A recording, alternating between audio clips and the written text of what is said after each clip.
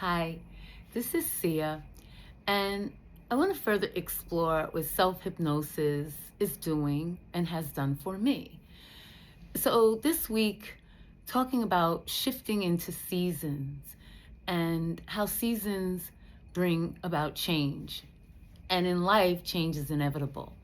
But what is enduring is self love. And that's where self hypnosis comes in. Just allowing the self, and in this instance, me, and hopefully you, to look at how can we deeply remain centered and at peace within truly radically accepting and loving ourselves. So today's topic is going to be on helping others. This week I learned that in my narrative that I hold as family member, as leader, as teacher, as godmom, as friend, as all of these different titles that I hold, right? And the responsibilities that I box myself into because of these titles. I have these narratives that I begin to look at and deconstruct. So oftentimes when we are called to help someone, what does that really mean, to help someone? Now, I think I want to look at myself and use I statements here. I've learned that help could be enabling.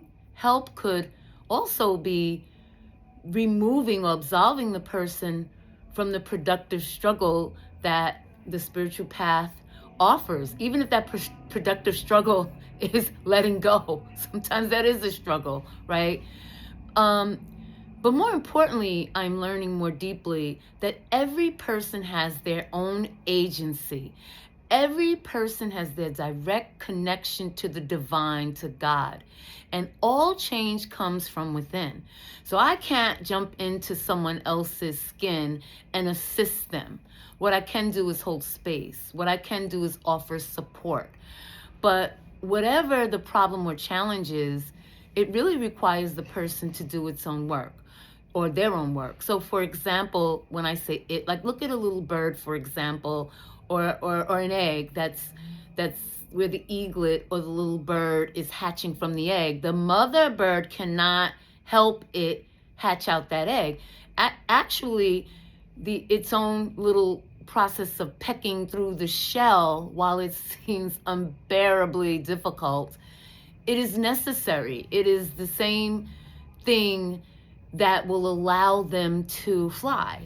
And so, on another note, I have visited and stood at the side of many loved ones of my own who were on their deathbed. Now, I couldn't climb in and do that for them. That was their journey, as we all have to journey. No one can die for us, and no one can live for us. So I offer this, what I've learned through self-hypnosis. I offer this, that when someone calls upon you for help, no matter what it is, unless it's a minor child, adult children, this applies to them, and friends and business associates. When someone asks for help, if it requires that you overstretch yourself, that you in any way take away from self-care from yourself, that's not helpful, neither to you or the person. Setting boundaries is amazing. Assisting where you can, how you can, is the best we can do. We all have our own agency.